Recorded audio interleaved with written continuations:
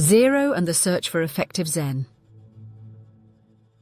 Episode 31. What conditions are necessary for teaching to occur? You ever get life advice from someone who's clearly never done the thing they're preaching? Like a financial guru, living in their mum's basement? Or a mindfulness coach who flips out in traffic? Yeah, that. Currently, we're investigating the activity of teaching and asking a very specific question. What constitutes zero teaching? That is, exactly what conditions need to be in place for true teaching to occur. No, not just some guy talking, but the real transmission of knowledge from teacher to student. Real progress. Real understanding. Let's zoom out for a sec. Over the last many episodes, we've been constructing something called Zero-Buddhism.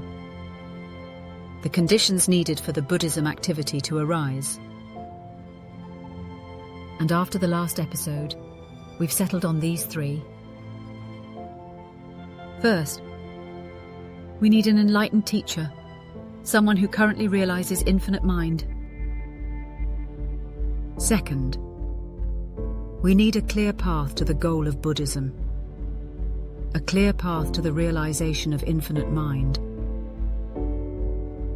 And last, we need an understanding of the obstacles expected along the way. And in this episode, we are zooming back into the first requirement, setting aside the notion of enlightenment and asking a more general question. What conditions are necessary for any generic teaching activity to occur? So, to get things started, here's a list to consider. One with 4 conditions. First, you need an engaged source. Someone who has knowledge and is willing to do whatever it takes to pass it along. Second, you need a serious quester. Someone who is seeking knowledge and is willing to do whatever it takes to gain it. Third, you need alignment. Some agreement on the nature of the knowledge, both being presented and sought. And finally, you need a conducive environment. One in which the time and place for the teaching activity to occur are clear. So, still pretty abstract. Let's take an example. How about a young boy wanting to learn the martial art of jujitsu? Clearly, we are looking at an example of the teaching activity. But rather than walk through each of the 4 requirements, we may just want to ask a few questions. First, will the boy be able to learn jujitsu from a sword master? Next, will the boy be able to learn jujitsu from a jujitsu master who is not interested in teaching young boys? Will the boy be able to learn jujitsu when, truth be told, he really wants to learn karate, and it's his parents who want him to learn jujitsu? Will the boy be able to learn jujitsu if he never does what the teacher asks?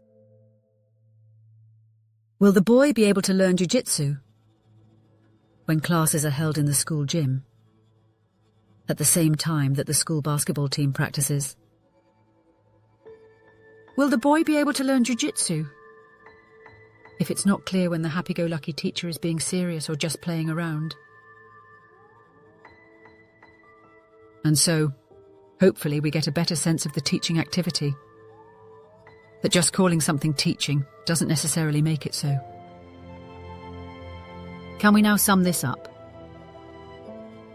In a nutshell, a teacher is an activity. And recalling the principle of zero, we recognize that, as an activity, it naturally cycles between zero teacher and manifested teacher. and that a manifested teaching can only occur when 4 conditions are present: an engaged teacher, a serious student, an agreement on the subject, and a conducive environment. That's it. Without all 4 conditions, there may be some activity that arises, but we just can't call it teaching. Period. And now that we have a better understanding of the teaching activity, we can proceed to the concept of an enlightened teacher. And so, for the next episode, we ask the question: what constitutes an enlightened teacher?